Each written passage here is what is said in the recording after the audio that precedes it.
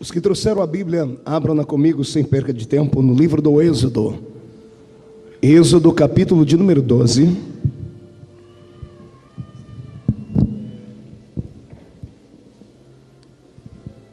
Louvado seja o nome do Senhor Jesus. Êxodo 12. Está escrito assim: E disse o Senhor a Moisés e a Arão na terra do Egito: Este mês vos será o principal dos meses, será o primeiro mês do ano. Falai a toda a congregação de Israel, dizendo: Aos 10 deste mês, cada um tomará para si um cordeiro, segundo a casa dos pais, um cordeiro para cada família. Mas se a família for pequena para um cordeiro, então convidará ele o seu vizinho mais próximo, conforme o número das almas, conforme o que cada um puder comer. Por aí calculareis quantos bastem para o cordeiro. O cordeiro será sem defeito, macho de 1 ano. Podereis tomar um cordeiro ou um cabrito, e o guardareis até o 14º dia deste mês. E todo o ajuntamento da congregação de Israel o imolará no crepúsculo da tarde. Tomarão do sangue e o porão em ambas as ombreiras e na verga da porta, nas casas em que o comerem. Naquela noite comerão a carne assada no fogo, com pães asmos e ervas amargas o comerão. Não comereis dele nada cru, nem cozido em água, porém assado ao fogo. Comereis a cabeça, as pernas e a frissura. Nada deixareis dele até pela manhã. O que porém ficar até pela manhã, queimá-lo-eis no fogo. Desta maneira o comereis: lombos cingidos, sandálias nos pés, cajado na mão. Comê-lo-eis à pressa, porque a Páscoa do Senhor está chegando aí. Porque naquela noite passarei eu pela terra do Egito, e ferirei na terra do Egito todos os primogênitos, desde os homens até os animais. Executarei eu juízo sobre todos os deuses do Egito, porque eu sou o Senhor. O sangue vos será por sinal nas casas em que estiverdes. Quando eu vir o sangue, passarei por vós, e não haverá entre vós praga destruidora, quando eu ferir a terra do Egito. Este dia vos será por memorial, e celebrareis como solenidade ao Senhor nas vossas gerações, e celebrareis por estatuto perpétuo. Amém, igreja? Feche a Bíblia, coloque no banco, pegue na mão da pessoa mais perfumada do seu lado. Feche os corredores. Aperte a mão da pessoa que está do seu lado com carinho, até ela dizer aleluia. Pentecostal que não faz barulho, está com defeito, não é? Feche seus olhos, vamos orar.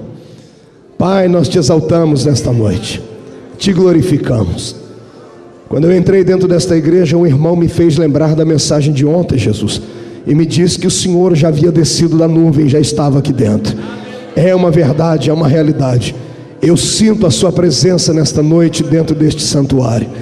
Gostaria de me dispor agora à sua presença e pedir ao Senhor que me tomasse como um vaso profético nesta noite, que eu não falasse aquilo que a sua igreja quer ouvir, mas sim aquilo que ela precisa, aquilo que ela necessita ouvir. Enquanto eu estiver ministrando, o Senhor tem liberdade para curar, para salvar, para batizar com o Espírito Santo, para trazer as suas revelações à existência. E Senhor, não se faça nesta noite de rogado. Derrame sobre nós tudo aquilo que o Senhor tem prometido. É o aniversário desta igreja e hoje é o último dia da festa. No último dia da festa a expectativa é grande. Todos nós queremos sair daqui embriagados com o melhor vinho que o Senhor pode dar. Aqueles que estão com sede, Senhor, deverão ter a sua sede tragada nesta noite pelo poder do seu nome. E antes que eu comece a derramar sobre o teu povo as revelações que tu me destes para hoje, eu lhe faço os 2 pedidos que faço sempre. O primeiro é que ao redor deste templo, num raio de 5 quilômetros quadrados, onde houver uma investida satânica, onde houver um espírito desencarnado preparando-se para roubar a bênção deste povo, eu dou a esses demônios 5 segundos para se mudarem de Londres, para sumirem daqui de Notting Hill, porque se não sumirem, serão queimados pelo poder da glória do Senhor, que vai descer sobre esta igreja daqui a alguns momentos. Senhor, eu ainda lhe faço um segundo pedido, que é um pedido de atrevimento espiritual. Se ainda tenho crédito no céu contigo como pregoeiro da sua palavra, abra a porta do seu palácio sobre esta igreja agora, e manda do céu para a terra uma comitiva angelical. Envia anjos especiais nesta noite. Eu gostaria que o Senhor enviasse anjos de fogo, como os serafins, aqueles que ardem em fogo diante da sua presença, que eles possam esparramar brasas tiradas do seu altar e onde houver um crente batizado com o Espírito Santo, renova a alma deste crente nesta noite, e delimita, Senhor, as cercanias da sua presença neste lugar, porque carecemos do seu poder, em nome de Jesus Cristo. Amém e amém. Antes de se assentar, levante o dedo de profeta para cima comigo. Aponte o dedo para o irmão que está do seu lado com carinho e respeito e diga para ele: escute aqui, cidadão, comemora-se hoje o dia da Páscoa, e para mim Páscoa é diferente da Páscoa do mundo, você sabe. Nada de chocolate, nem de coelhinho. Digo, o que eu quero celebrar é a minha libertação. Você concorda comigo? Então dê um grito de glória a Deus bem alto aí, aplauda o Rei Jesus e tome o seu assento. Glória a Deus. Glórias sejam dadas ao nome do Senhor Jesus. Igreja do Senhor, noiva do Cordeiro, simpatizantes da nossa fé, obreiros do Senhor que estão na minha retaguarda, estarão com certeza torcendo pela nossa vitória, porque a minha vitória é a nossa vitória nesta noite. Eu pedi a Deus uma palavra para esse culto, e o Senhor me deu Êxodo capítulo 12, e todas as vezes que eu falo sobre Êxodo 12, o meu espírito se põe de pé. Parece que a minha alma quer se descolar do corpo, porque eu tenho um texto escrito para campeões, um texto escrito para quem nasceu com a vitória já sobre a sua existência e sobre a sua vida. Eu sei que alguns devem estar dizendo: pastor, mas esse texto foi escrito para Israel, o Israel lá do Oriente. Eu sei disso, você também sabe disso, mas todos nós sabemos que tudo que foi escrito acerca daquele povo pode muito bem ser aplicado à minha vida e à sua vida, porque afinal de contas, em Abraão fomos nós recebidos em Deus para que as promessas que caíram sobre eles recaiam também sobre nós. Assim como Deus deixou o capítulo 12 do livro do Êxodo como a galeria da vitória, da libertação do seu povo, eu quero profetizar que hoje é o dia D da sua existência, é o dia onde o Senhor vai determinar a sua libertação de uma vez por todas. Eu profetizo a abertura de todos os cativeiros que estão aí te prendendo, e se você pode acreditar nisso, já no começo desta mensagem, erga a sua mão bem alto e exploda adorando o seu Deus, dando um grito ao nome dele. Mas antes que eu lhe convide a chegar aqui no capítulo 12, aqui no capítulo da vitória, no capítulo da ascendência do povo do Senhor, onde eles deixaram de ser escravos para serem patrões, onde eles deixaram de ver comandados para aprenderem a comandar, eu quero lhe convidar a um passeio pela Bíblia Sagrada antes desse texto. Numa época em que o Senhor estava observando a terra e procurando sobre ela alguém em quem ele pudesse confiar, alguém que pudesse carregar sobre si as suas mais belas e santas promessas. Eu lhe convido a vaguear comigo pelo tempo e entrar pelas pairagens da Mesopotâmia antiga. Caminhe comigo agora pela terra de Ur dos Caldeus, uma grande, bela e sucinta cidade, uma cidade de magistrados, homens muito inteligentes e intelectuais habitaram aquela terra antiga, segundo a arqueologia moderna nos fala. Mas foi bem nesta terra, na mãe de todo o paganismo antigo, nas cercanias de Babilônia, ali por certeza bem próximo aos lugares onde fora erigida a Torre de Babel, num lugar muito antigo, muito distante de nós no tempo, mas tão perto de nós nas coisas naturais da existência, porque se lá nascera toda sorte de paganismo, hoje vivemos um paganismo tremendo neste planeta onde vivemos. Quando eu olho para Ur dos Caldeus, eu fico imaginando a tristeza do coração de Deus, saber que ele deu aos homens uma terra, deu a eles promessas, deu a ele o seu espírito, deu a este homem a sua experiência, e esses homens agora trocaram a glória, o fulgor da glória deste Deus, para adorarem criaturas que o homem havia imaginado na sua memória e transformado em imagens. Imagine você que foi em Ur dos Caldeus que nascera o traslado entre o homem deixar de adorar o Senhor eterno para adorar coisas efêmeras. Foi ali que nasceu os cultos aos pseudos deuses do mundo antigo, quem sabe Baal, Astarote, Azera, Marduk, os deuses da Mesopotâmia, deuses em uma mistura entre animais e seres humanos, daqueles a quem os egípcios acabaram pegando uma carona e construíram assim os seus grandes santuários, numa terra maldita, numa terra abandonada pelo Espírito de Deus, porque os homens haviam lhe trocado por coisas naturais. Pois bem, é ali que eu começo a ver a minha Bíblia se concretizar, é ali que eu começo a ver as promessas do Senhor acontecerem. Há um versículo bem cá no Novo Testamento que diz que onde abundou o pecado, pecado pode muito bem superabundar a graça. E foi no meio de uma terra pagã, onde os homens não conseguiam mais enxergar o seu Deus, que no meio de uma multidão perdida, Deus consegue encontrar um homem. A bem da verdade, não sei se era um homem, se era uma adolescente ou se era uma criança, mas todavia eu tenho certeza de dizer que ele era muito inteligente. Era mais inteligente do que os demais que estavam ali, porque os outros companheiros, familiares, adoravam a deuses de prata, deuses de pedra, deuses de ouro,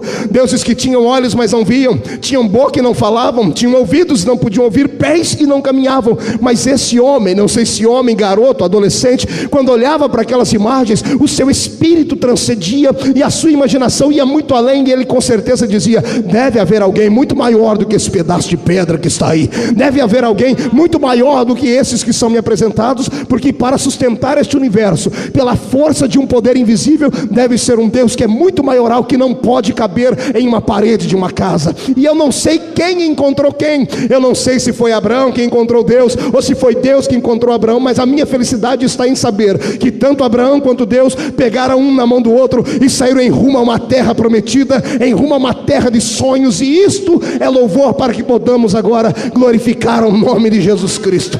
Deus não precisa de uma multidão de homens para provocar um avivamento e um despertamento na terra. Ele precisa de um ser humano, que seja ele inteligente, visionário, e que tenha ele o Espírito do Senhor dentro de si. Quando eu prego nesta noite para vocês, eu tenho coragem de dizer que nessa noite eu não estou pregando para homens e mulheres de carne e osso apenas. Estou pregando para homens e mulheres que nesta noite serão transformados em brasas de fogo tirada do altar para encandecer este planeta.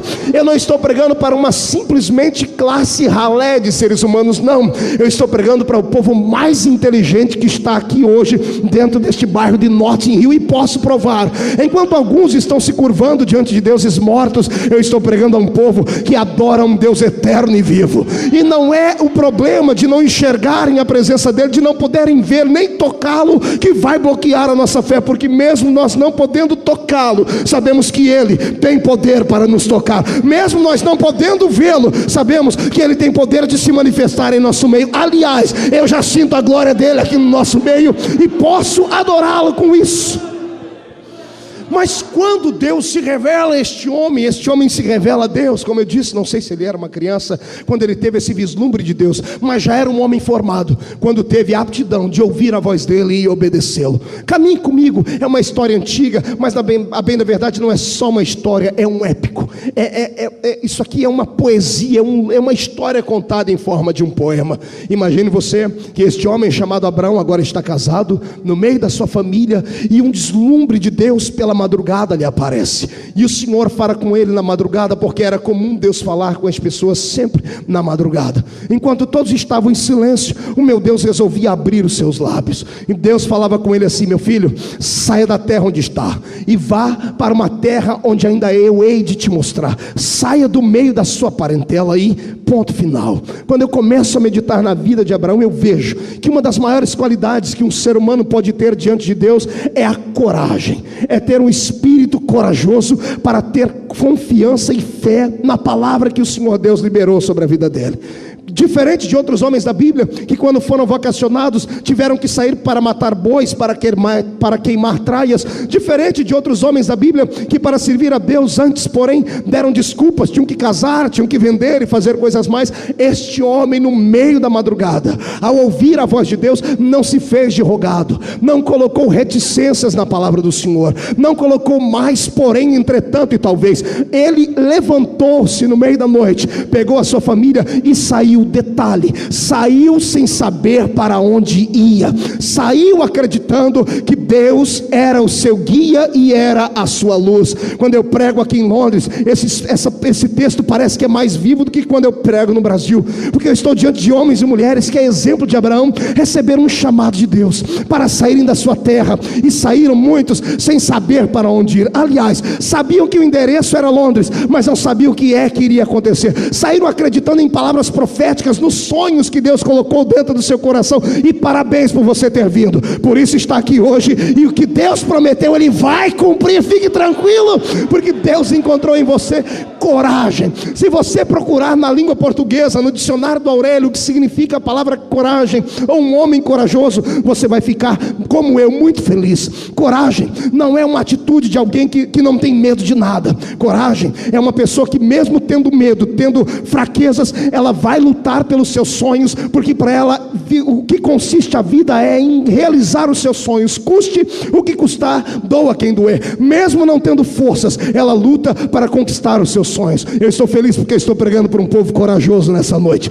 Estou pregando para pessoas que não tinham condições, não tinham pessoas que podiam lhes receber nessa terra, não tinham dinheiro, não tinham ninguém para lhe dar um tapinhas nas costas, mas vieram, acreditaram. Por isso estão dentro dessa igreja hoje, porque agora fazem parte de uma nova promessa. A promessa de uma igreja que vai incendiar a Europa toda pelo poder da graça e da glória do Senhor. Quem pode acreditar nisso? Levantar a mão direita para o céu e dar um belo e sonoro grito de glória a Deus. Deixa-me ver, quem faz isso? Mas vem comigo. Abraão sai, e sai em busca dos sonhos de Deus. No meio do caminho, naturalmente o sono vem, e toda a família que está agora no meio do caminho, indo para não sabem onde, param para dormir.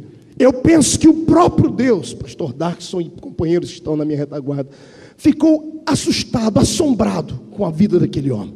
Um homem que não fez questões, não perguntou, não colocou situações na frente. Ele saiu sem saber para onde ir, como a Bíblia nos diz. Deus está tão alegre, está tão feliz de ter encontrado um homem como esse, que o próprio Deus o acorda de noite, no meio da noite. O Senhor vem e diz a ele: Abraão, acorde. E Abraão está acordado. O Espírito de Deus está alegre. Eu vejo Deus saltitando no céu. Deus dizendo a ele: há muito tempo eu não encontro um homem como você. E ninguém que é tão corajoso pode sair sem ter uma promessa na vida. Venha cá que eu vou lhe dar uma promessa agora. Eu imagino Abraão já com o coração afoito, o coração acelerado, e o Senhor diz para ele: Abraão, vou lhe fazer uma promessa, uma necessidade que tu tens, e eu vou lhe dar isto, e você vai receber isso no seu tempo, em vida ainda. Eu imagino Abraão, como todo ser humano, pensando: o que é que Deus fará comigo? Será que Ele vai me dar um grande nome? Não, Deus não prometeu dar a ele um grande nome, embora tenha dado a ele este nome. Deus também não prometeu dar a ele riquezas, embora tenha enriquecido na terra. Mas a promessa de Deus era muito maior. Era uma falha que havia na genética da esposa dele. O sonho de todo homem era ter continuidade na sua família, sendo pai. E a mulher de Abraão, mesmo sendo linda, mesmo sendo uma beldade, não podia dar a ele um filho. E aí que o Senhor entra dizendo: Abraão, eu vou te dar um filho, e vou fazer de você uma grande nação, e em ti todas as famílias da terra serão benditas, Abraão. Eu penso que Deus esperava um glória a Deus de Abraão. Deus esperava um grito. Mas de repente os olhos de Abraão estão se similando, estão brilhando. A silhueta do sorriso de Abraão vai se desvanecendo, porque ele esperava, penso eu, algo muito maior. Mas Deus está prometendo uma coisa que é humanamente impossível, que a ciência não tinha como dar, que nada, naturalmente falando, poderia levá-lo a acontecer aquilo que Deus havia falado. Abraão não desdenhou de Deus. A minha Bíblia diz que ele não se fez de rogado, não teve medo dessa promessa. Ele também não questionou Deus, também não duvidou com a sua boca. Mas como era um ser humano, eu tenho todo o direito de imaginar que por dentro ele tenha ficado um pouquinho atordoado. Assim como você que veio a esse culto e daqui a pouco vai me ouvir profetizar sobre a sua vida, que Deus vai abençoar a sua vida, vai lhe enriquecer nessa terra. Assim como eu vou começar a profetizar daqui a pouco que este câncer que está no seu corpo vai ter que sair para dar lugar ao Espírito de Deus que vai lhe dar saúde. Eu sei que ouvir palavras como essa, por fora cremos, mas por dentro é natural que venhamos a duvidar. E quando Deus observa o interior de Abraão e percebe que por dentro uma pequena silhueta, uma sombra de dúvida vem pairando, o Senhor chama a atenção dele e diz assim: sai para fora da tenda, porque eu vou lhe mostrar como é que isso vai se dar. Abraão, vou lhe dar duas tarefas simples e fáceis. A primeira: olhe para o céu e conte o número das estrelas que estão lá em cima. E Abraão, como servo obediente, começa a contar. A ciência moderna diz que ao olho nu o homem pode conseguir detectar 2.500 2.500 estrelas no máximo. O que passar disso, ele com muita dificuldade vai conseguir saber onde estava a última que ele contou. A ciência diz que ao olho nu, pessoas que têm um QI um pouquinho mais avançados e são geralmente muito atenciosas conseguem detectar 2.500 estrelas no céu. E Abraão começa a contar. Eu não sei se ele alcançou esse número, mas tenho certeza que por um momento o coração dele titubeou. Por um momento seus olhos devem ter marejado, porque a primeira tarefa que Deus lhe dá, ele não consegue fazer. Eu imagino ele com voz embargada dizendo: Deus, me perdoe, eu não sou o homem que tu queres, porque tu me destes uma tarefa tão simples, aparentemente falando, e eu não estou conseguindo contar as estrelas do céu. Olhe para o céu comigo, veja Deus agora dando uma gargalhada na eternidade, sorriso colgate nos lábios dele, Deus batendo palmas dizendo: Abraão, era isso que eu esperava de ti, porque se tu conseguisses contar a estrela, alguém poderia contar as minhas promessas na sua vida, mas como você não conseguiu contar as estrelas, jamais contarão toda a glória que eu darei à sua existência e à sua vida. Aleluia. Abraão está meio tonto ainda, só diz: conte agora a areia da praia. Senhor, eu não vou nem tentar, porque é infinitamente maior do que as estrelas que estão no céu. O Senhor diz: pois bem, assim é a minha promessa sobre a sua vida, tudo que eu falo eu cumpro, porque eu sou Deus, vou lhe dar, vou fazer, e não tenha dúvida jamais em toda a sua existência. E eu abro um parênteses para falar com você, brasileiro, que aqui está, para você que é meu irmão em Cristo Jesus e vive debaixo de promessas de Deus. Se eu perguntar a esta igreja de uma maneira global, quem é que tem uma promessa de Deus na vida ainda por realizar, será que alguém teria coragem de levantar a mão e mostrar? Quem tem uma promessa de Deus na sua vida ainda não realizada? Levante ela. Não, mas não levante como quem está caído, levante com quem está esperando, como quem está aguardando. Olha lá, tem uma irmã com duas mãos levantadas, é porque ela tem mais de uma promessa. Então erga a sua mão, porque o profeta vai falar agora aquilo que Deus prometeu para a sua vida. Amado, não tem demônio no inferno, não tem anjo no céu, não tem homem na terra capaz de roubar. A promessa é uma realidade. Você não verá a morte até essas promessas acontecerem na sua vida. Quem crê nisso, dê um grito de glória ao nome do Senhor. Creia. Poderíamos estar aqui reunidos no número de grandes fiéis, mas estamos aqui com fiéis que são pentecostais. Diga para o seu irmão: pentecostais. Não, faça biquinho para falar e com coragem, diga: pentecostais. Somos pentecostais, somos carismáticos por espírito. Temos uma tendência muito grande a crer naquilo que é impossível, e estamos sempre esperando que o incrível nos envolva e aconteça. E parabéns por isso. Esta fé é genuína, é verdadeira. Herdamos elas dos apóstolos da Bíblia Sagrada. Sendo você um pentecostal, você tem que crer nas promessas que o Senhor te deu, mais do que qualquer outra pessoa. Ainda que Deus diz que vai abrir uma porta e nem parede você consiga ver, eu quero que você creia que nem que Deus tem que mandar uns anjos pedreiros construir uma parede só para colocar uma porta para você passar. Ele vai fazer, porque Deus é grande. Eu sei que existem promessas, ainda mais os profetas do Senhor que se levantam e profetizam tantas coisas boas, e algumas que temos até medo de dizer, falam para a gente, e nós temos dificuldade em acreditar.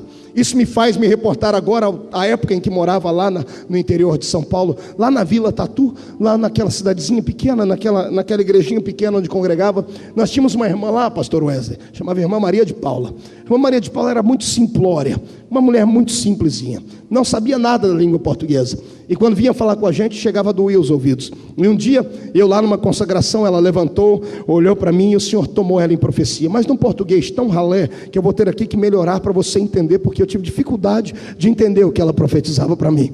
E ela disse assim: meu filho, chegará um tempo na sua vida, em que eu vou lhe usar, e vou lhe dar o dom da palavra, e você irá pregar em muitos lugares ao mesmo tempo.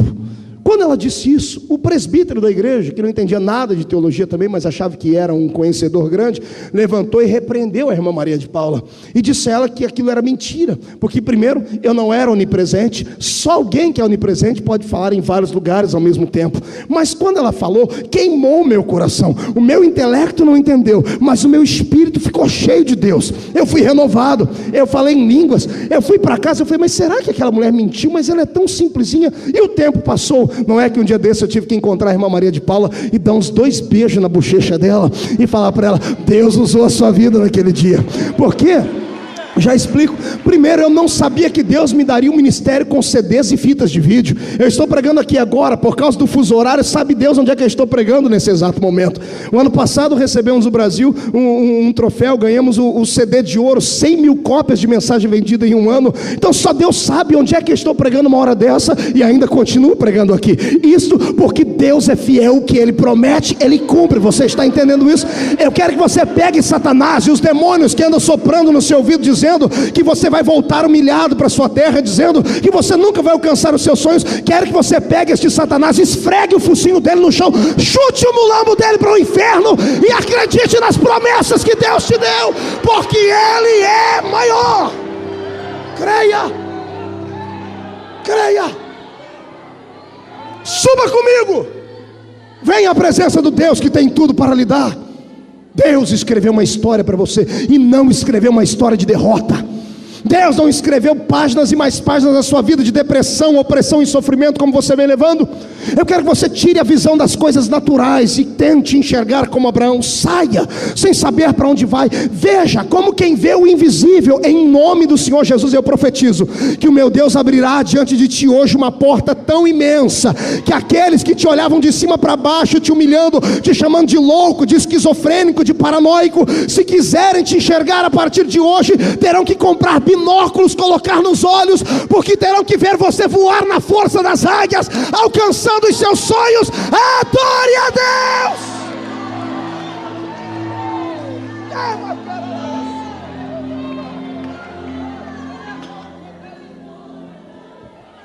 Creia nas promessas. Por gentileza, levante a mão direita para cima. Tem algumas pessoas dormindo aqui. Coloque a mão no ombro do seu irmão com carinho e respeito. Queria que os obreiros fizessem isso aqui também, porque aqui é a vitrine nossa. Quero que você, com carinho, chacoalhe o seu irmão até ele ficar irritado.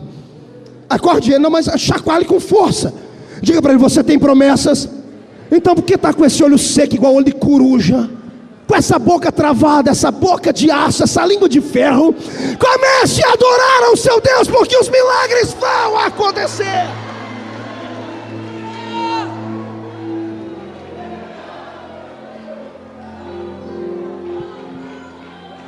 Ei, glória.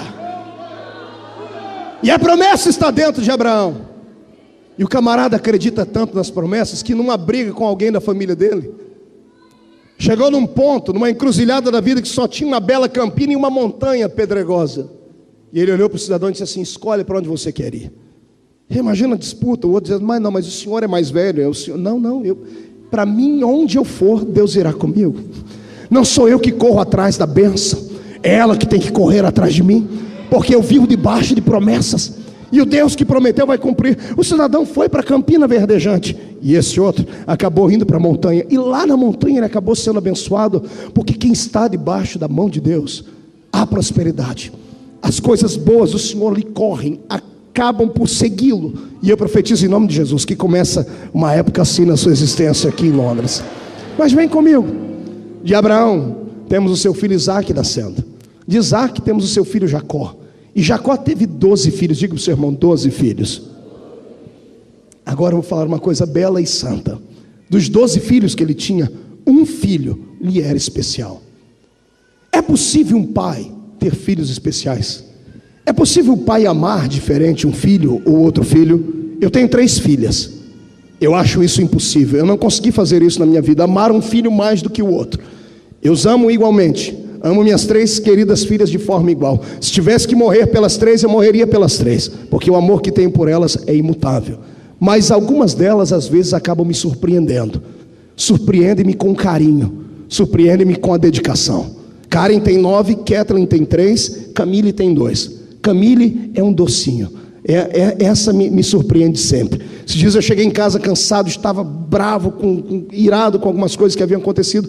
Quando eu abri a porta com as 2 bagagens, ela olhou para mim, veio correndo desse tamanhozinho, toda cambaleando, agarrou a minha perna e deu 2 beijos na minha perna. Olhou para mim, ajoelhou no chão, levantou aqueles 2 olhões, parece 2 pérolas, 2 jabuticaba, e fez assim: miau, miau. Cadê o som do teclado que eu não escuto? Eu vou lhe dar um cascudo na cabeça, companheiro. Ela disse: miau. Eu falei: ela me quebrou inteirinha. Ela disse: papai, agora eu sou o seu gatinho. Acabou. Eu amo as 3, mas todas as vezes que eu falo: cadê o meu gatinho? onde ela está, ela grita, miau. Por quê? Porque essa herdou parte daquilo que eu tenho. Sensibilidade e humor. É muito brincalhona. As outras duas são mais sisudas, mas essa é muito parecida comigo. Jacó tinha 12 filhos, mas ele tinha um que era muito parecido com ele. Ele tinha um que era o retrato do pai. Aliás, havia herdado o dom que o pai havia herdado. Jacó era aquele, lembra? Que quando fugiu de Esaú, deitou no meio do deserto, por falta de travesseiro, colocou uma pedra, e quando estava dormindo, sonhou um sonho de Deus. Ele viu o céu abrindo, uma escadaria descendo do céu. Ele viu anjos que subiam e anjos que desciam diante dele. Ele repassou isso à sua família, falando sobre a linguagem dos sonhos e das promessas. E não é que esse filho herdou o mesmo dom que o pai. Estou falando de José. José herdou o dom que o pai tinha. José herdou o dom de sonhar. E todo pai fica muito feliz quando ele encontra um filho especial. Ele acaba tendo esse filho por xodozinho dele. Eu, quando olho para uma igreja como essa, fico às vezes tentando não adivinhar, porque quem adivinha é quem tem espírito ruim, né? Mas eu fico tentando imaginar qual desses crentes que estão aqui na minha frente e qual desses obreiros que estão aqui atrás de mim, que são os tidos por xodozinhos de Jeová. Quais são aqueles que Deus trabalha mais por eles? Parece que Deus pega na mão deles e faz eles saltar muralhas com tanta propriedade, com tanta alegria. Você já percebeu isso? Tem gente que parece que é mais íntimo de Deus, por isso a gente corre até ele e fala, irmão, ora por mim, porque parece que a sua oração chega primeiro do que a minha lá em cima. Pastor, mas Deus não faz acepção de homens e mulheres. Exato, Deus não faz acepção de homens e mulheres para usar, não, Ele não faz acepção de homens e mulheres para salvar. Para salvar ele salva rico, pobre, gordo, magro, negro, branco, mas para usar na sua casa, ele só usa aqueles que são um pouquinho parecidos com eles, aqueles que têm mais sensibilidade. Está entendendo isso? É por isso que Deus essa noite tem uma palavra especial para quem é xodó dele aqui. Os xodózinhos de Jesus Cristo, por gentileza, dê mais um brado e um grito de glória a Deus aí.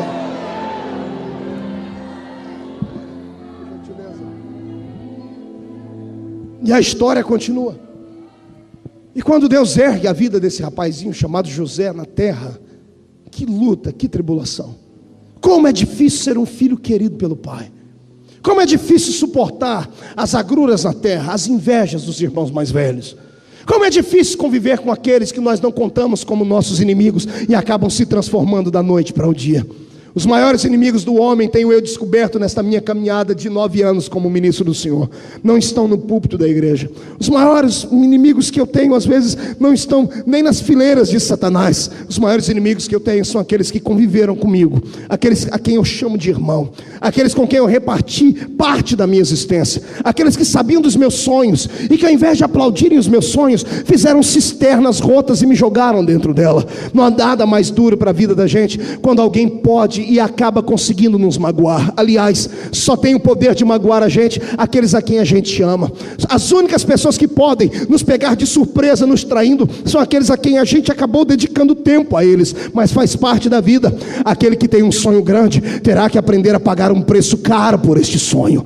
Aquele que tem uma chamada de Deus aviltada terá que aprender a caminhar por caminhos diferentes dos demais seres humanos. Escute, quando Deus escolhe um homem ou uma mulher para uma obra diferente, o caminho deles será totalmente diferente. Tal pessoa será jogada dentro de um rio e terá que aprender a nadar contra a correnteza, terá que aprender a andar na contramão da vida, terá que aprender a caminhar mais de joelho caído no chão do que de pé sorrindo, terá que aprender a viver mais solitário do que no meio de uma multidão de pessoas, porque quanto maior o sonho, mais caro ele lhe custará. Todavia, este sonho por certeza vai acabar te jogando não apenas dentro de uma cisterna, não apenas dentro de uma casa para ser empregado como José, pode acabar te jogando dentro de um calabouço, dentro da masmorra de um palácio, e pior, tu poderás ser esquecido, abandonado lá dentro 2 anos até. Todavia, um dia você vai acordar dentro deste flagelo, vai acordar dentro desta cadeia todo sofrido, todo abandonado e magoado, e vai receber um convite para se apresentar diante de um rei. E tenha certeza, neste dia você não voltará mais para dentro daquela prisão, você vai terminar a noite dormindo dentro de um palácio, porque é uma chamada de Deus, de uma promessa em andamento. Sonhe, e sonhe muito. Lute pelos seus sonhos. Acredite naquilo que Deus plantou dentro da sua alma.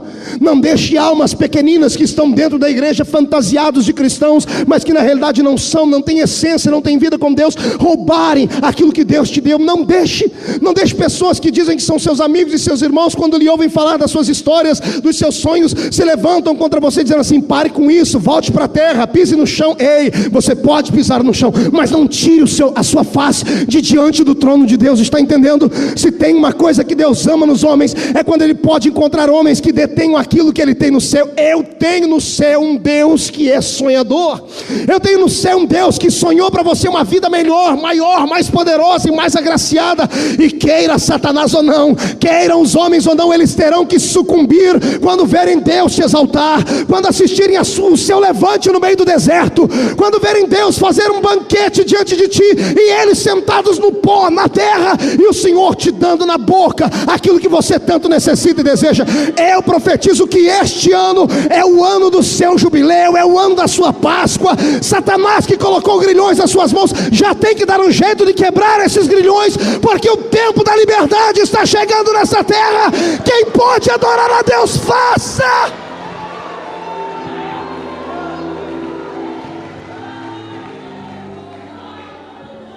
Deixa-me lhe dar uma palavra, não como profeta, mas como homem que vive no meio dessa humanidade, que vive numa época onde a lei predatorial é vigente, numa época onde o mais forte vence o mais fraco, o que tem mais intelecto consegue vencer aquele que menos intelectual é. Deixa-me dizer uma coisa: se você não acreditar em você, ninguém vai acreditar. Se você não acreditar que podes conquistar aquilo que Deus planejou para ti, você continuará sendo um crente como é, uma pessoa debilitada, entristecida, volúvel. Vai continuar vindo à igreja de domingo a domingo, vai envelhecer sentado nos bancos, vai sempre ficar alegre apenas ao ver o seu irmão prosperar, e esse que está do seu lado e que tem o dom de sonhar e vai lutar por ele, você vai ter que assistir Deus exaltá-lo, e daqui uns dias ele estará aqui no meu lugar pregando, e você continuará aí perene, continuará aí parado, com sombras em cima da sua vida. Pastor, mas e os traumas e as coisas que fizeram contra mim? Isso tem que ser colocado debaixo da cruz de Cristo, e você tem que olhar para cima em nome do Senhor Jesus. Eu profetizo que nenhum passado fará sombra sobre o seu futuro. Está entendendo isso? Eu profetizo em nome de Jesus Cristo que a cruz de Cristo, ela tem poder muito maior do que você pensa. As maldições que repousavam sobre ti um dia foram carregadas à cruz por Jesus. Você está leve. Levante voo nessa noite. Peça para Deus colocar asas nos seus pés e voe. Acredite no seu potencial em nome de Jesus. Creia. Sonhe. Volte a sonhar. Volte a imaginar as coisas que Deus tem feito, as coisas que Deus lhe prometeu um dia. Não pare, não titubeie, não pense, não fique parado no meio de um caminho sem saber para onde ir.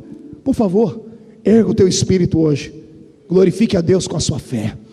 Glorifique a Deus acreditando nele. Diga: Senhor, humanamente falando é impossível, mas eu vou jogar sobre ti as minhas ansiedades. Eu vou colocar na sua presença. Senhor, eu não quero mais ficar brigando com o invisível. Eu quero crer que o Senhor pode me conduzir até lá, e Deus vai lhe levar. E se prepare, há uma carruagem na porta desta igreja hoje à sua espera. Há uma carruagem de fogo, em nome de Jesus eu profetizo isso.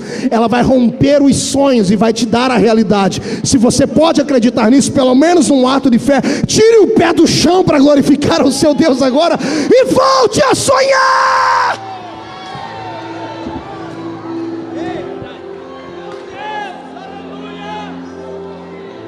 Sonhe.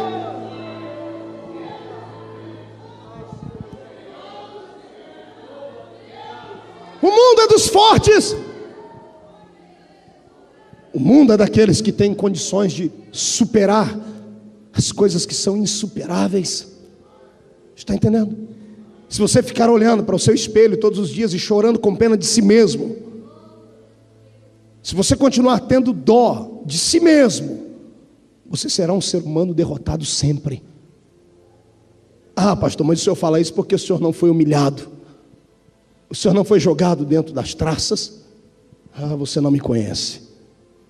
Um dia desses, agora quarta-feira, na minha formatura, lá na minha cidade, depois que eu recebi o diploma de doutor em divindades, eu estava dizendo a um público de umas 600 pessoas no teatro da cidade.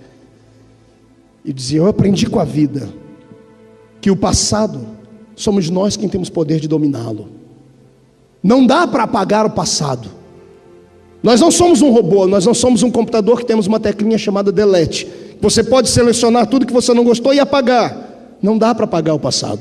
O único que tem o poder de esquecer o passado é Deus. Nós não temos esse poder. O passado sempre virá de volta à nossa mente. Então você tem que aprender a dominar o seu passado. Já que não dá para apagar ele, tenta reeditar ele. A diferença do seu futuro será em como você olha para o passado. Se você olhar para o passado com pena de si mesmo, você será pequenino, será sempre capacho. Agora, se você olhar para o seu passado e tentar transformar ele em algo muito maior, você tem que pegar toda a tristeza do passado e transformar ela em gana, em desejo de vencer. Está entendendo isso? Eu me lembro quando tinha 7 anos de idade. Escute essa história, talvez valha encaixar em alguma área da vida. Eu ganhei do meu pai uma caixinha de engraxar sapato. Eu tenho ela até hoje lá no meu escritório. Às vezes quando eu estou meio atordoado, eu peço para trazer a caixinha na minha sala e fico olhando para ela. Hoje ela é tão pequenina, mas um dia ela foi tão pesada para mim, machucava o meu ombro. E eu me lembro que tinha um senhor perto da minha casa, que ele era um homem muito abastado e rico, e eu fui engraxar o sapato dele. Ele tinha 14 pares de sapato, então todo sábado eu ia engraxar os sapatos dele. E às vezes nem precisava engraxar, mas ele fazia isso só para me ajudar financeiramente. E eu me lembro que um dia eu estava engraxando os sapatos dele, era hora do almoço, e ele sentou na varanda com os filhos, estavam almoçando, e o filho dele, o menino, estava muito atribulado. E ele começou a brigar com o filho dele, porque o filho dele não queria comer. E ele começou a dizer para o filho dele, balbuciando palavras. Ele falou baixinho, mas eu consegui captar. Já viu, criança é muito curiosa. Eu ficava engraxando o sapato e com as anteninhas ligadas. E eu ouvi tudo que ele disse naquele dia. Ele disse para o filho dele assim: filho, você tem que aprender a dar valor no que tem em casa. Olha, você tem um pai, você não precisa trabalhar. Seu pai é um homem de bem na cidade. Você estuda na melhor escola. Você tem a melhor comida para comer. Ele diz: você está vendo aquele garoto ali? Você quer ser como ele. O pai dele disse isso para ele: você quer ser como ele. Alguém sem família, alguém que precisa trabalhar o dia todo. Ele não vê a mãe, não vê o pai não mora com ele. Eles moram em 12 pessoas dentro de 2 cômodos, porque ele conhecia a minha vida, eu sou amador. Ele diz: esse menino não vai ter futuro, o futuro dele vai ser um trombadinha na vida. Não é porque ele vai querer ser, porque a vida vai levar ele a isso.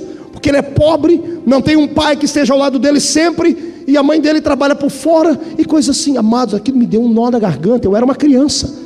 Eu não briguei com ele, mas eu terminei de engraxar os sapatos e fui para casa. Eu abracei minha mãe quando cheguei em casa. Minha mãe era uma mulher, até hoje, não sabe ler nem escrever. E eu disse para minha mãe: mãe, eu vou ser um trombadinho quando eu crescer. Minha mãe olhou para mim e disse: por que você está falando isso? Eu falei: porque aquele doutor onde eu vou engraxar os sapatos dele, ele falou para o filho dele que se o filho dele não comesse aquela comida que ele estava mandando, ele ia ser como eu, ia acabar virando um trombadinha. A minha mãe não sabia nada de intelecto, não sabia nada de motivação. Ela me abraçou e chorou comigo e disse: você só vai ser um trombadinho se você quiser, porque eu estou lhe dando educação, eu estou lhe dando condições de você ser um ser. É possível ser pobre e ter uma vida digna. Naquele dia, isso era no sábado, domingo de manhã eu fui à missa. Eu era coroinha do padre naquela época. Eu cheguei na missa mais cedo, dobrei diante de uma imagem muito grande que tinha lá, porque a minha fé estava depositada nela. E eu falei com uma senhora que estava lá, que eu nasci no dia dela, dia 12 de outubro. E eu pedi a ela: padroeira, eu não quero ser um trombadinha. Como ela não tem ouvidos, não podia me ouvir, alguém que estava acima dela me escutou. Alguém que é muito maior do que pedra me escutou. E o Senhor disse: não, você não vai ser isso. Deus pegou uma página da minha vida, pegou a sua caneta de ouro e escreveu um capítulo dourado. Deus me transformou num homem de verdade. O que eu vou contar agora, segura, porque você vai voar. Tem 3 anos o que aconteceu. Eu estava em Ribeirão Preto, bem vestido como sempre, com a minha pastinha do lado, e chegou um senhor de cabelos grisalhos perto de mim e disse: parece que eu lhe conheço. Eu disse: eu não me recordo do senhor. Você mora aqui em Ribeirão? Eu disse: não, eu moro em Orlândia, uma cidadezinha aqui perto. Ele disse: eu também sou de lá. Eu olhei para ele: o senhor mora lá? Ele disse: quem é o senhor? Ele disse: eu sou amador. Quando ele falou amador, queimou meu coração. Subiu um calor da planta dos pés ao alto da cabeça. Era o homem dos 14 pares de sapato. Eu olhei para ele e disse assim: eu lembro do senhor. Você lembra de mim de onde? Eu estou vendo a sua fisionomia, garoto. Parece que eu te conheço. Falei: eu era o garoto que engraxava os seus 14 pares de sapato. Ele olhou assim para mim, arrumou o óculos, olhou do pé à cabeça e falou: mas o que aconteceu com você? Você virou vendedor? Eu disse: sou muito mais que vendedor. Disse: então você é um empresário? Eu disse: sou muito mais que empresário. Então você é político? Eu disse: eu não me rebaixo, doutor, eu sou embaixador do reino de Deus na terra, sou um homem de Deus, sou alguém transformado pelo poder de Cristo. Ele olhou para mim, esboçou um sorriso, ele disse assim para mim: como você conseguiu isso? Eu disse: graças ao Senhor. Ele tremeu. Eu disse: como que eu te ajudei? Eu disse: quando naquele dia engraxava o sapato do Senhor, e o Senhor disse para o seu filho que eu ia ser um trombadinha. Ele abaixou o rosto, vencido e humilhado. Ele chorou, tentou se explicar. Eu disse: não tente se explicar, eu te agradeço pelo que o Senhor fez, de coração, porque naquele dia o Senhor me fez ir falar com a minha mãe, e a minha mãe me fez falar com Deus. E não é que Deus ouviu a minha oração, doutor, não é que Deus transformou a minha vida. Eu quero que você entenda que você não nasceu para derrota, você não nasceu para ser lixo. Pode até ter sido lixo, mas o meu Deus vai te transformar em luxo. Ele tem coisas maiores para você.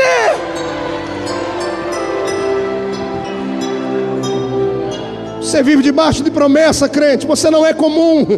As pessoas, quando andam pelas ruas da cidade, olham para você, vê carne, vê ossos, vê roupas, mas Deus não. Deus vê uma promessa em andamento. Deus vê alguém que será grande. Imagine você, que quando os homens olharam para alguns homens, ao estarem nascendo nessa terra, viram apenas bebezinhos, e Deus, como enxerga o futuro, olhava para eles e via neles capitães, generais, governadores, estadistas, apóstolos. Esta é a visão que Deus teve acerca de você. Você não veio a essa existência para ser capacho, você não veio para ser cauda, você foi colocado para ser cabeça. Se você pode exaltar a Deus por isso, faça.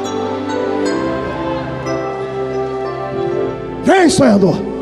E a história continua. José vai para o Egito.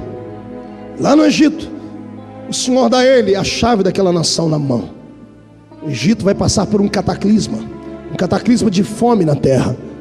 Os hebreus estão do lado de fora e são convidados a entrarem na terra por causa de José. E por causa da amizade de José com Faraó, os judeus são abençoados. Os hebreus estão na terra agora e começam a crescer e crescem e passam naquela terra 430 anos. Mas os últimos anos foram terríveis. Os primeiros anos eles estavam na terra como amigos, como convidados. Os últimos anos passaram ali como escravos. Escravos ao ponto de terem a sua nação por um momento colocada em xeque. Faraó, que agora está dominando a terra, não entendia nada de aliança, não entendia nada de palavra que havia sido dada pelo seu antecessor a José.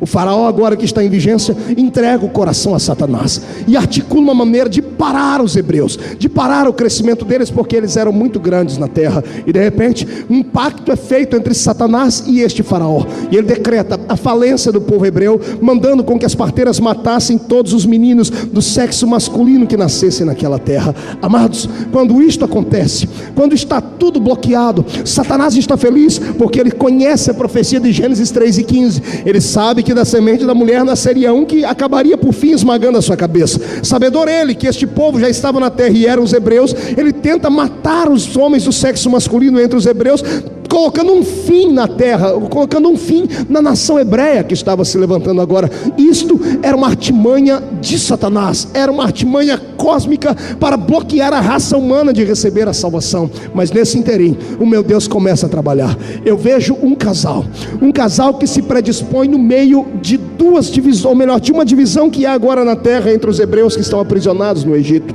Lendo a Bíblia Sagrada, eu descobri que esses 430 anos na terra do Egito fez muito mal a Israel. Duas nações estavam dentro de uma só agora, e essa nação hebreia estava dividida entre si. Haviam parte dos hebreus que haviam acostumado com a terra no Egito, haviam acostumado com viver no Egito, estavam acostumados a comer a comida do Egito, e a outra metade estavam, mesmo sendo num número bem menor, orando a Deus para que as promessas feitas a Abraão acontecessem. Mas havia uma grande multidão de hebreus que, mesmo estando debaixo da promessa, preferiam ficar no Egito. Estavam acostumados a comerem as comidas do Egito, estavam acostumados a uma vida de escravidão. E eu abro um parênteses para falar com a igreja do século 21 agora, e dizer a vocês que nós temos esses dois povos no nosso meio ainda.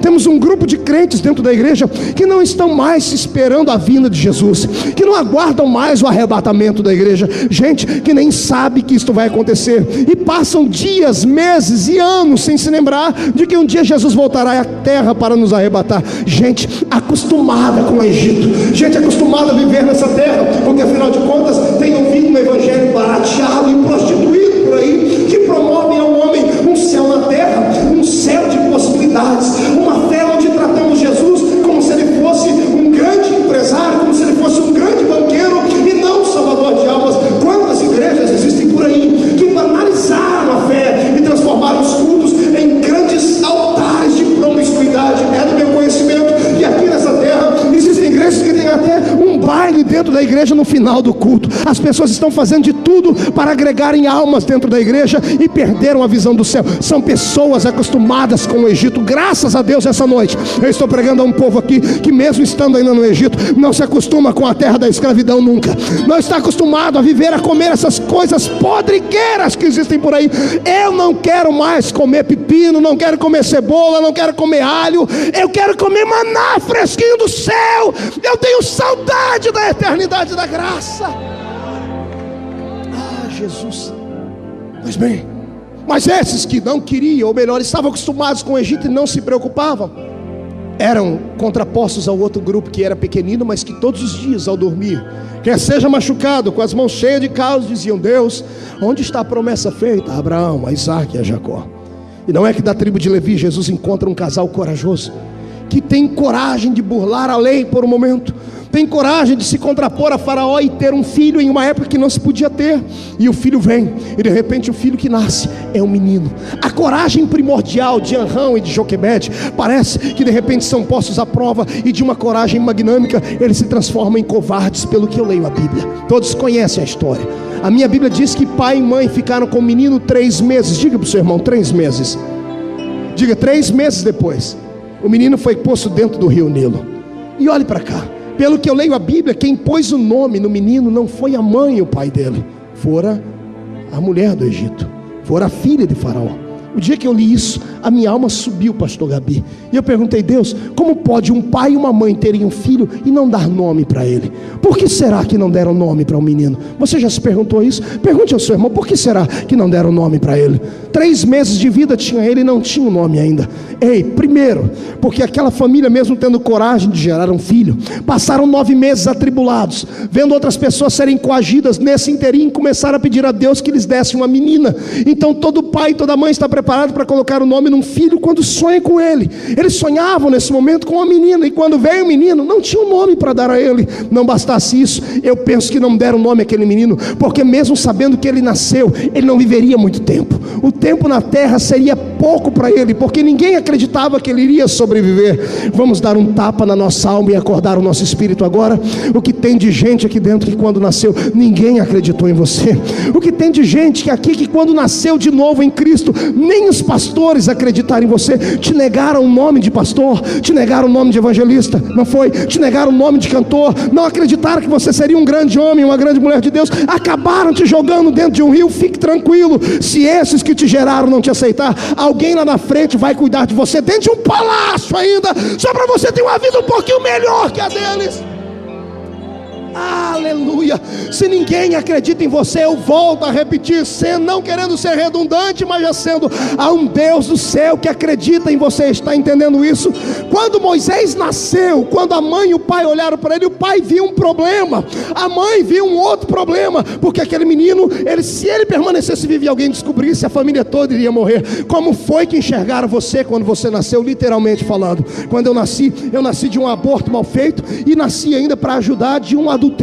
Quando meu pai viu que minha mãe estava grávida de mim, ele convidou a minha mãe a fazer um aborto. E aliás, minha mãe era maestra em fazer abortos. Ela já sabia fazer aborto em todas as mulheres da cidade praticamente. Ela tem no currículo dela mais de 150 mortes de bebês, porque ela tinha o dom de fazer anjos. Mulher que aborta bebês. Quando meu pai viu que ela estava grávida, ele não se preocupou tanto. Ele disse: olha, mate esse aí também, arranque esse bebê de você. E ela tentou uma vez, tentou 2 vezes, foi parar no hospital várias vezes sangrando. O médico disse: dizia para ela: esse aí é forte, ele não quer morrer não. E a minha mãe voltava para casa, esmurrava a barriga. Meu pai chamava ela de vagabunda, de tudo, mas mata isso, porque isso é um problema. O meu pai me via como um problema, mas o Senhor que fez os céus e a terra me via como um gigante na terra, capaz de amarrar Satanás e expulsá-lo deste planeta. Eu quero, em nome de Jesus Cristo, que você receba um tratamento na sua alma hoje. A partir de hoje, não olhe para o passado, não olhe para quem não acredita em você, não olhe para as palavras de maldição que lançaram contra você. Acredite no que está escrito aqui: ainda que o seu pai e a sua mãe te abandonem, todavia eu te adoto por meu filho, eu te tomo pela mão direita, tu és meu.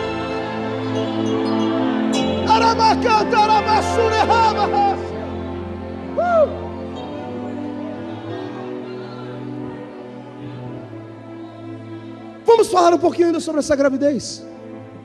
Joquebede e Anrão não estavam grávidos de um homem apenas, estavam grávidos de um avivamento. Estavam grávidos de um líder que traria o maior avivamento que Israel conhecera. E cá para nós, olha o que o Espírito está fazendo vir à minha mente. Toda gravidez, ela é complicada. Toda gravidez acaba roubando a beleza. Toda gravidez deforma. E não bastasse deformar, toda gravidez ainda acaba provocando ânsias. Não é assim? Pois bem, todas as vezes que Deus está para fazer gerar um avivamento na igreja, todos aqueles que querem esse avivamento, estão grávidos dele, acabam ficando deformados, acabam perdendo o brilho que os outros queriam que ele tivesse, acabam perdendo os amigos, porque afinal de contas a pessoa está diferente. E não bastasse isso, tal pessoa ainda vai começar a sentir ânsia porque não vai querer comer mais as coisas horríveis que tem comido. Pessoas vão querer comer coisas maiores, estar perto de Deus, vão ter desejos que os demais homens naturais não têm. Eu profetizo em nome de Jesus agora, e por favor não me leve a mal, que esta igreja em Londres, a Assembleia de Deus em Londres, está grávida de um avivamento, pastor Wesley. Eu profetizo que cada homem, cada mulher aqui dentro agora, estão grávidos de um maior avivamento que essa terra poderá ver, poderá já ter visto. Eu profetizo que esta igreja vai ficar deformada, muitos não vão querer se aproximar dela. Todavia, não olhe para a aparência, porque o que está sendo gerado nela é maior, é mais belo, é poderoso, vai mudar uma geração toda.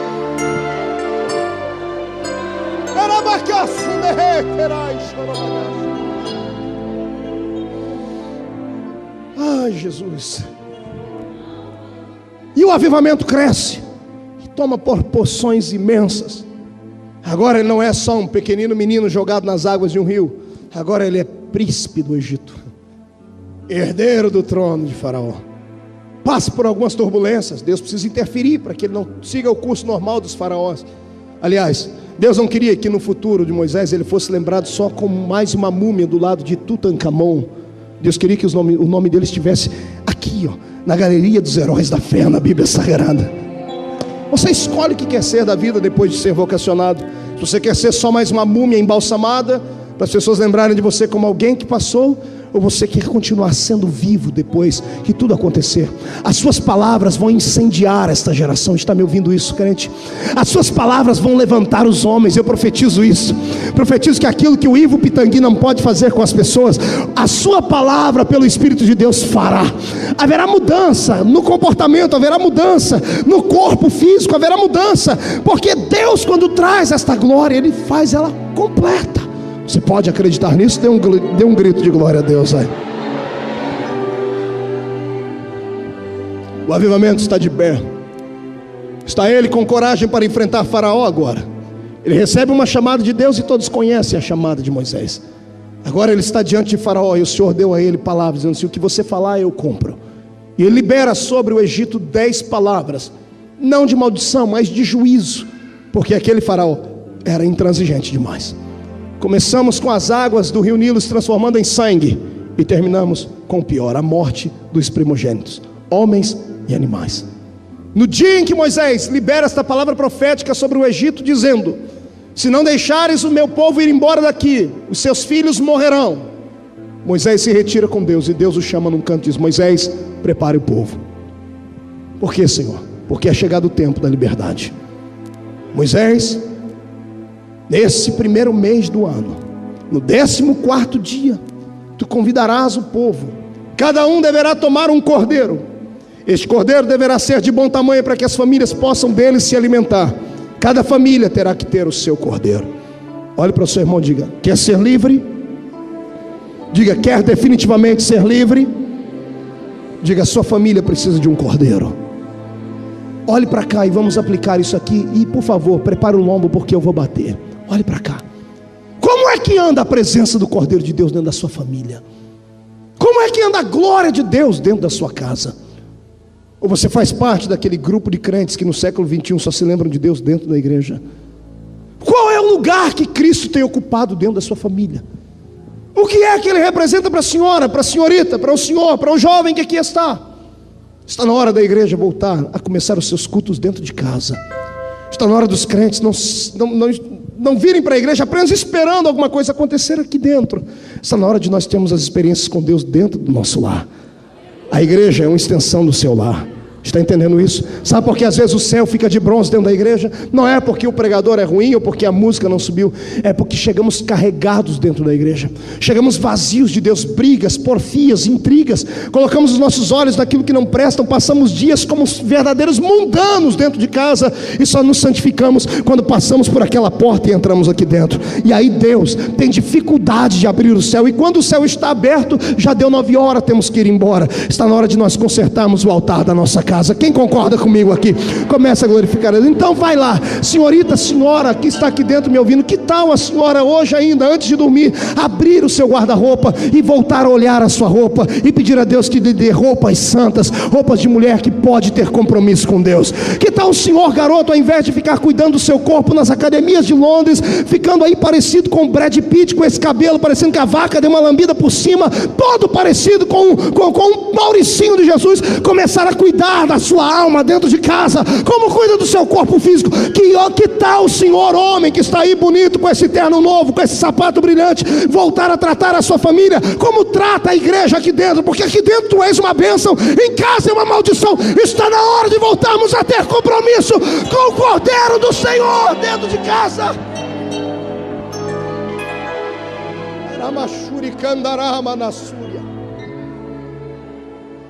Que é que Cristo tem sido para ti?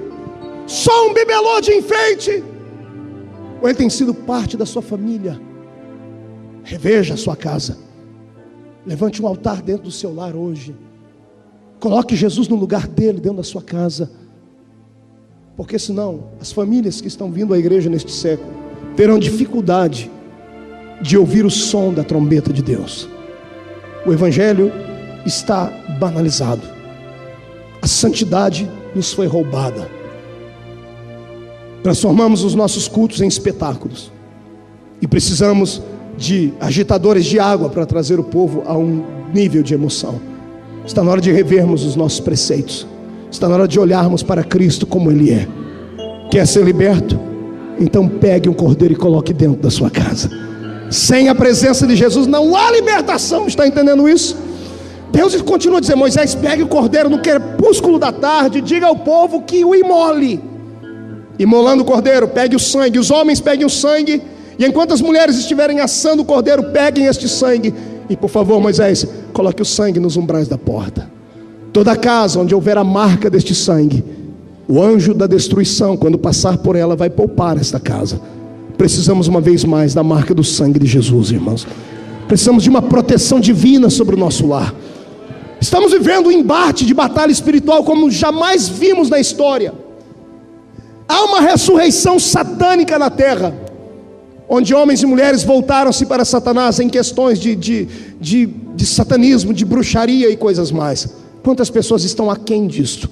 Vocês vivem num país completamente tomado pela bruxaria. É deste país a senhora que escreveu Harry Potter, não é? É daqui da Inglaterra. J.R. Tolkien. Não, J.R. Tolkien foi o que escreveu o outro livro. Pois bem, é aqui neste país. Há bruxarias por todos os lugares desse lugar. Se a igreja não se preparar espiritualmente, se não houver marcas proféticas na minha vida e na sua, amado, coisas ruins começarão a acontecer. Bloqueios espirituais já estão acontecendo. Você está entendendo isso? Se você pode começar a compreender isso, dê um passo de fé hoje. Eu sou assembleiano roxo. Aprendi coisas lindas acerca da Bíblia. Mas deixe-me lhe falar uma coisa. Hoje eu quero lhe dar um conselho. Hoje é um conselho do pastor Marco. Os companheiros depois podem me perseguir, podem puxar minha orelha se quiser, mas eu quero dar um conselho a você aqui. Se você tem fé, chegue na sua casa hoje. Naquela época eles passaram sangue nas portas da casa. Pegue um vidro de azeite, ore com ele e marque a sua casa. Coloque azeite nas portas da sua casa, na janela. Pastor, isso é misticismo? Não, isso é fé. Consagre o seu lar a Cristo. Consagre o seu lar a Deus. Consagre os seus filhos a Deus. Satanás não vai poder nem se aproximar da cama do seu filho, porque eu profetizo a partir de hoje uma proteção de Deus naquele lugar. Então adore a Ele. Levantemos um exército hoje para enfrentarmos Satanás. Não é brincadeira. Pode me questionar teologicamente, mas eu não estou falando sobre simplesmente atos teológicos tratados. Eu estou falando de experiências, sentidos, fé. Creia, demarque, e Satanás não se aproximará da sua casa. Creio nisso? Dê mais um grito de glória a Deus aí. Moisés, pois não, Senhor. Quando assarem o cordeiro, Moisés, vocês vão ter que comer o cordeiro, que eu acho lindo. Deus está convidando a gente para sair do Egito e já está fazendo um churrasco por antecipação. Deus é tremendo. Deus está convidando um povo para um churrasco. Você está preparado para uma festa com Deus? Então prepare um churrasco hoje. Se prepare para comer um churrasco. Olhe para o seu irmão e diga: se prepare para comer um churrasco, porque a festa vem antes da liberdade. Hoje nós vamos cantar aqui neste lugar, porque a vitória não será dada amanhã nessa terra. Você gostou do churrasco? E quem é que não lembrou agora da picanha lá do Brasil? Quem é que não lembrou agora de uma costelinha assada, de um cordeirinho assado com molinho de hortelã por cima? Oh, glória a Deus. Fui renovado agora. Agora esse churrasco é diferente. Diga para o seu irmão: é diferente. Pergunte para mim: por quê, pastor? Não ouvi. Porque geralmente quando fazemos churrasco, pegamos a melhor parte da carne para comer. Pegamos um lugar que tem carne, que tem carne saborosa. Esse churrasco, o Senhor disse para eles: vocês vão comer o cordeiro inteiro. Cadê o teclado? Quando eu preciso dele, ele some. Nesse churrasco, você vai ter que comer a cabeça do cordeiro, com miolo, olhos, língua e tudo. Vai ter que comer os pés do cordeiro, com os cascos fendidos e tudo mais. Vai ter que comer a frissura do cordeiro, a buchada dele, inteirinha. E não pode jogar nada fora. Eu olhei e orei e disse: Deus, o que é isso? O Senhor disse: filho, quem quer ir para a terra da liberdade tem que devorar o cordeiro inteiro, tem que aceitar ele inteirinho, tem que aceitar o Jesus do domingo da ressurreição, mas tem que aceitar o Jesus da sexta-feira da crucificação, tem que aceitar o Cristo das possibilidades, mas tem que aceitar o Cristo sofredor, tem que aceitar as vantagens do Evangelho, mas tem que aceitar também as desvantagens dele. Pastor, existe desvantagem no Evangelho? Humanamente falando, existe sofrimento, perseguição.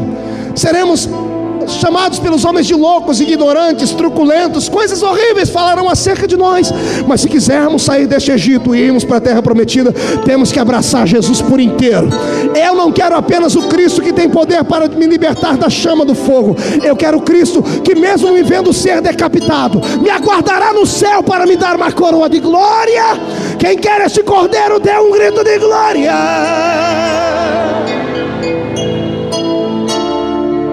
Esta é a Páscoa do Senhor.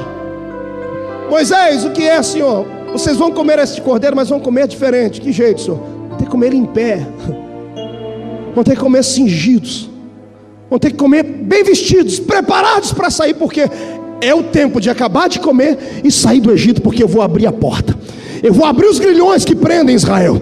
Peça para o povo comer preparado, porque depois que terminarem de comer este cordeiro, as portas que os prendem estarão abertas, e o meu povo verá a luz, o meu povo verá a terra se aproximando deles, e nunca mais serão escravos dessa terra. Olhe para o seu irmão e diga: prepara-te. É rápido, diga para ele: prepara-te, cinge os seus lombos, coloque o capacete da salvação na cabeça, coloque um sapato de fogo no pé e vem, vem, porque hoje é a noite da liberdade. Vem. E lá vai o povo e se levanta. Os filhos do faraó estão mortos, o filho do faraó está morto, os filhos do Egito estão mortos. Os filhos dos animais estão mortos.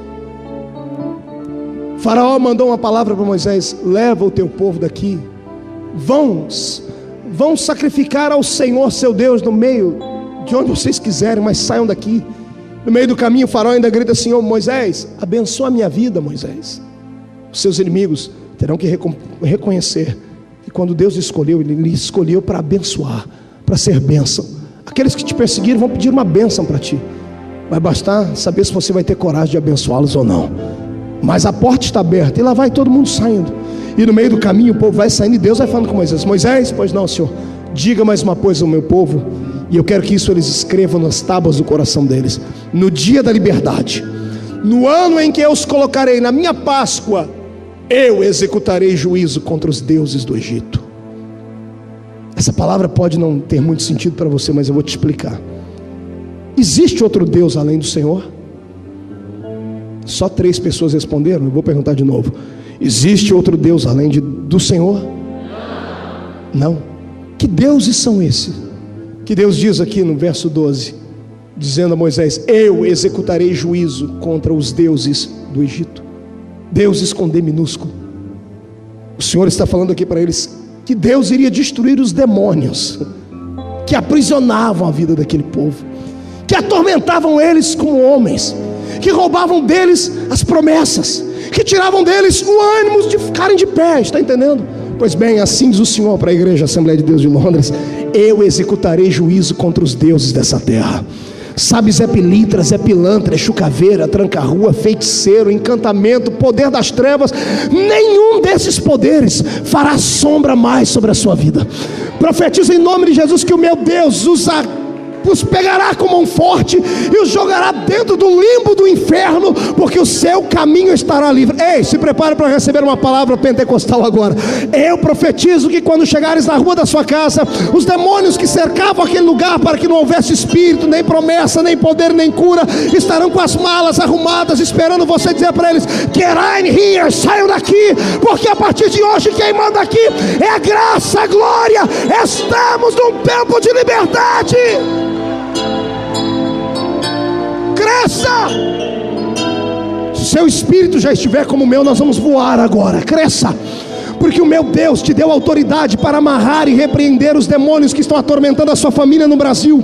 Nesta noite iremos orar pela liberdade da nossa terra, iremos orar pela liberdade da nossa família. Não me interessa onde os seus irmãos estão, se estão lá no sertão do meio do nada, se estão no sul, no norte, no centro-oeste do país, onde eles estiverem, pelo poder da fé que sairá da sua voz daqui a pouco, serão libertos, cadeias serão quebradas, doentes voltarão a ficar com saúde. Eu profetizo que até mortos ressuscitarão. Quem acredita que este é o ano da liberdade, fique de pé para adorar.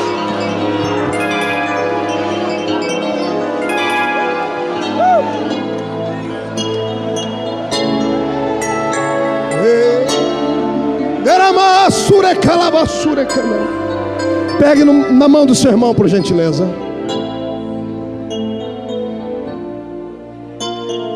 Aleluia. Essa é a nossa Páscoa, visitante. Esta é a Páscoa deste povo. Quando nos lembramos da nossa libertação e quando acreditamos que essa libertação ainda pode acontecer agora. O povo está indo para o meio do mar.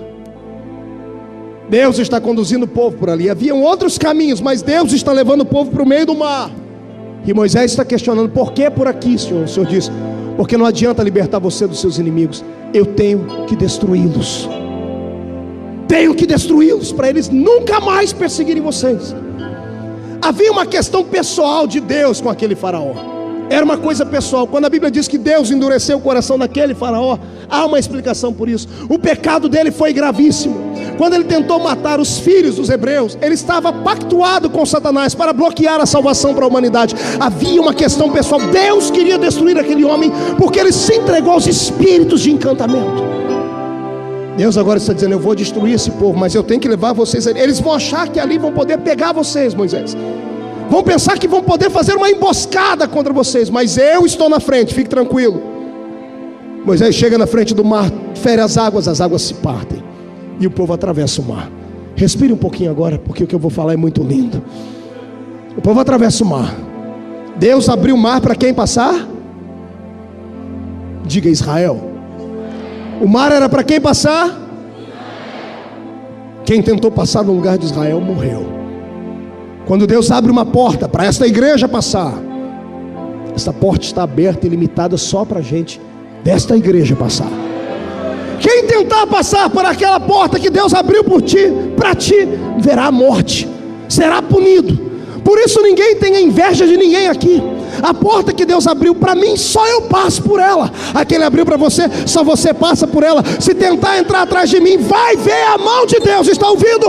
Então você tem uma porta aberta. Dê um grito de glória ao nome do Senhor aí. Segundo, esta é a parte mais linda que eu li na Bíblia. Tinham 2.710.000 pessoas atravessando o mar naquele dia. Tinha gente forte que atravessou primeiro e gente fraca que ia logo chegar por último. O Deus que abriu a porta para o forte passar, não fechou a porta até que o mais fraquinho chegasse do outro lado. Mas veio uma revelação para o meu espírito muito linda, que eu vou lhe contar agora. A alegria de um artilheiro não é só fazer o gol. Fazer o gol é um detalhe. A alegria está ali correr para a torcida e ver a torcida vibrar e gritar com ele. A alegria não é só atravessar o mar. A alegria é cantar a música do outro lado. Agora olha que coisa linda. Esse que está do seu lado é muito mais forte do que você, como os pastores que estão aqui são muito mais fortes do que eu. Alguns já chegaram do outro lado do mar e eu estou aqui no meio do caminho junto com você. Detalhe, todos os que chegaram primeiro vão ter que esperar a gente chegar para cantar um hino junto com a gente. Só canta o hino quem chega do outro lado, está entendendo? Olha para o seu irmão e diga assim: parabéns por você ter chegado lá. Olha para o outro e diga assim: parabéns por você ter chegado lá. Agora diga: cantar a música. Diga, grite: cantar a música é só quando eu chegar do outro lado. Então adore ao seu Deus.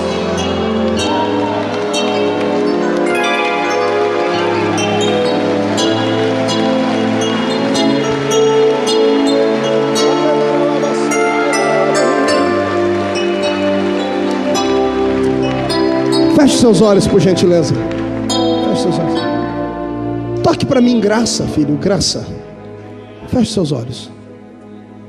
A igreja está muito cheia, mas eu não posso deixar de fazer essa oração hoje. É um convite diferente.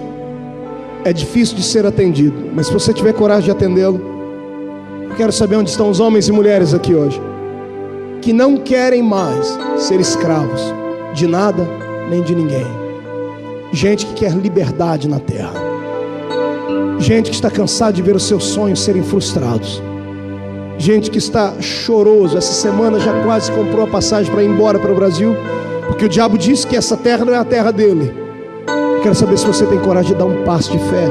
O espaço é curto, mas se aproximar aqui perto desse altar, porque eu quero orar com você hoje. E eu vou profetizar que hoje é o dia da sua Páscoa. Aleluia. Nós vamos comer o cordeiro aqui dentro. E quando você sair lá fora, você já estará a caminho da sua terra prometida. Eu profetizo isso em nome de Jesus. Venha. Venha. Fique em pé aqui nessa escada. Venha. Pastor Alexandre, me ajude aí. Venha.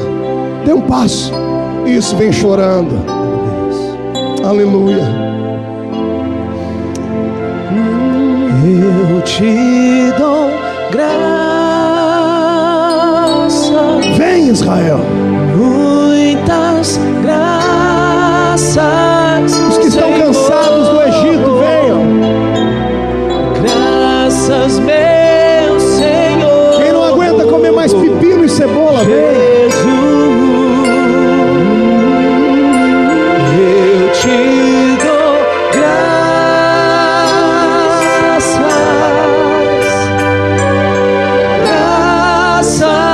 Senhor, graças, meu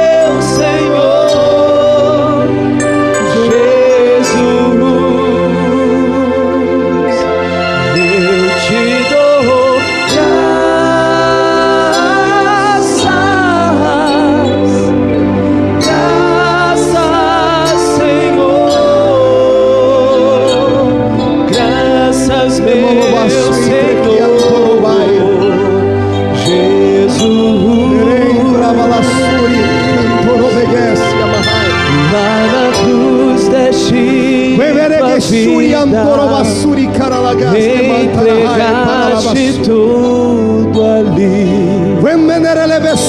Vida eterna conquistaste ao morrer. Por teu sangue tenho entrada ante o trono celestial. Posso entrar confiadamente ante a ti. Pegue no braço do seu irmão, no braço. Para dar-te muitas, nós teus filhos damos, meu Senhor, pelo Cordeiro Pascual nós te damos, pela liberdade do Egito, Senhor, graças, meu Senhor. Atravessando o mar eu vou dizer, eu te dou, meu Deus, muitas. Aleluia. Pegue no braço do seu irmão, feche seus olhos. Vamos orar, Senhor. Vamos orar.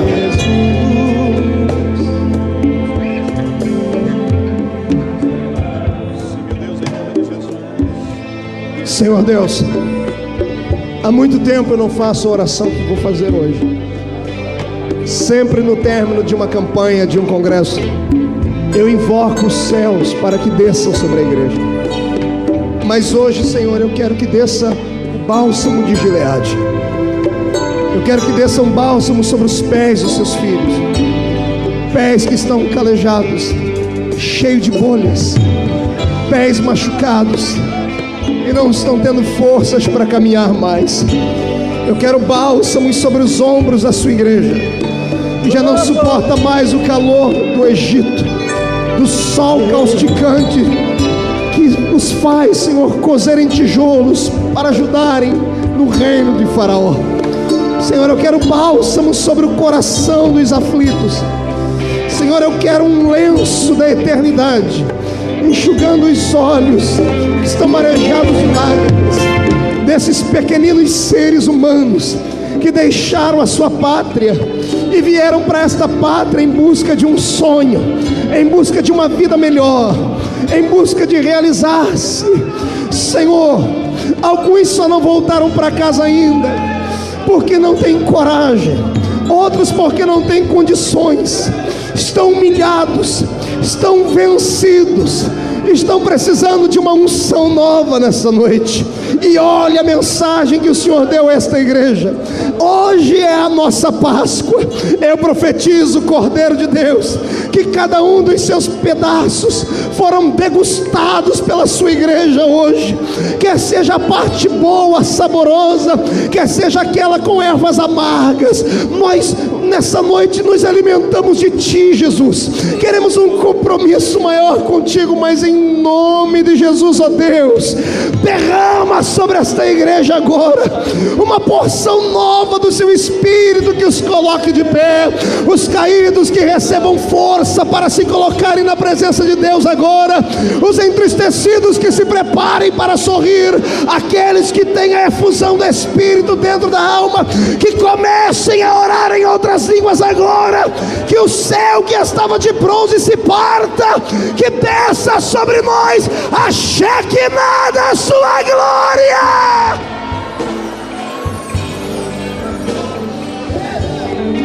Meu Deus, ajuda esse companheiro que está aqui na tribuna, que não consegue ver os seus sonhos concretizados e realizados.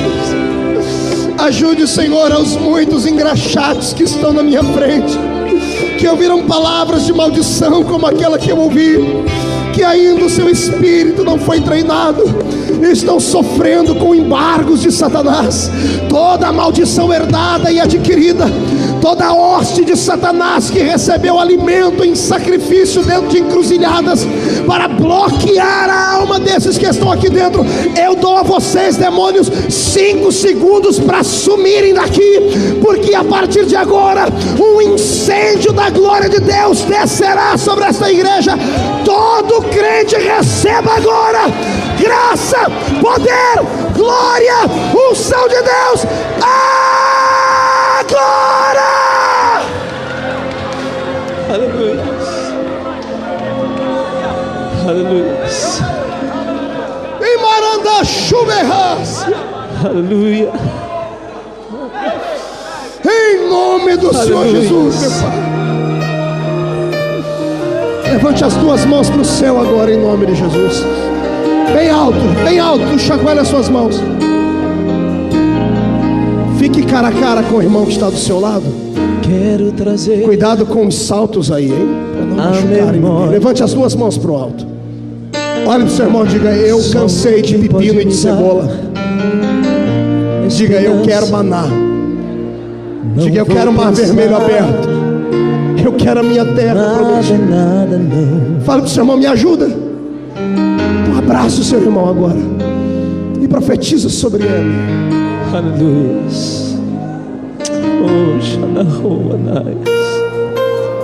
Não vou deixar que contaminem minha mente. Abrace. Não vou dar brechas, pois é isto que o diabo quer. Mas vou ocupar a mente com as coisas lá de cima. Não vou entregar os pontos, não. Vou dar a volta por cima. E se tentarem contra mim, se preparem, vão se arrepender. Eu estou em Cristo, sou imbatível, é claro que vou vencer. E se quiserem jogar pesado, com Deus vão prevalecer. Estou amado, fortalecido, edificado pela palavra de Deus. Eu tenho escudo, eu tenho a espada, armas pesadas Deus me deu. Estou orando e vigiando e descansando em Deus. Meu Deus, não vou deixar. Onde estão os vitoriosos aí? Que contamine Capítulo 12 do Êxodo foi escrito para você. Não vou dar brecha. Foi escrito para você. Pois é isto que Deus está te levando para a terra prometida. Eu vou ocupar a mente com as coisas lá de cima. Nunca vou entregar os pontos. Vou dar a volta com meu Deus. Por cima eu vou. E se tentarem contra mim, se prepare, inferno, vai se arrepender. Eu declaro que estou em Cristo, sou imbatível, é claro que eu vou vencer. E se quiserem jogar pesado, com Deus vou prevalecer. Estou armado, fortalecido, edificado pela palavra de Deus. Adore ao Senhor, adore. Eu tenho um escudo e tenho a espada, armas pesadas Deus me deu. Estou orando e vigiando e descansando em Deus.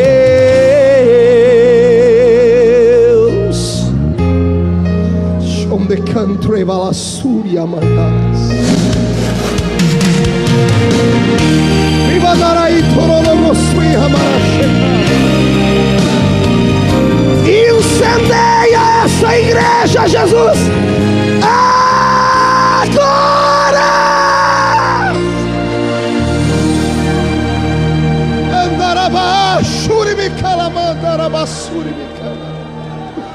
Meu Deus, levante a mão direita para cima.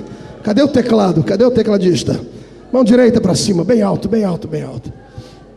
Feche seus olhos. Em nome de Jesus Cristo, eu profetizo na noite deste dia, na Páscoa de 2005, a chave da liberdade do cativeiro sendo colocada na palma da mão deste irmão e desta irmã, está com a sua mão levantada. A chave que abrirá a porta da bênção espiritual, a chave que abrirá a porta de uma vida próspera, a chave que abrirá a porta de uma vida sentimental aguçada pelo Senhor. Profetizo em nome de Jesus Cristo que esses que vão atravessar essa porta hoje nunca mais voltarão a ser escravos, não sentirão mais saudades do Egito e levarão uma vida com Deus abençoadas e abastadas. Se podes crer, fecha a tua mão, deposite no coração e dê um grito de glória a Deus. Mão direita para cima de novo, encerrando. Diga em nome de Jesus: os deuses do Egito, de Londres, do Brasil, eu ordeno que a partir de hoje desapareçam da minha frente, porque Deus me deu autoridade sobre vocês. Diga: venham para a palma da minha mão agora. Feche a sua mão, levante a sua mão. Vou contar até 3, vai jogar no chão e vai pisar em cima.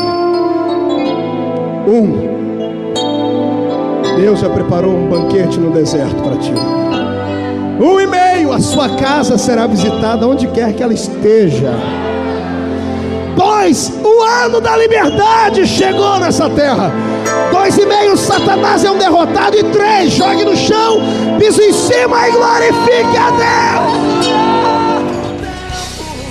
De avivamento é agora, pode soprar. Eu já sinto um forte vento,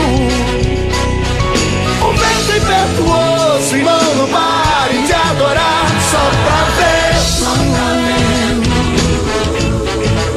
sopra vento, sopra vento, sopra vento, sopra vento, sopra vento. Há anjos de Deus cercando esse lugar. Então glorifica, deixa o meu Deus te tocar. Sopra vento, enche a casa. Sopra vento. Olha o vento do Espírito aqui está. Eu não sei se eu bater das asas, mas eu sinto ele soprar. Sopra vento, enche a igreja. Sopra vento.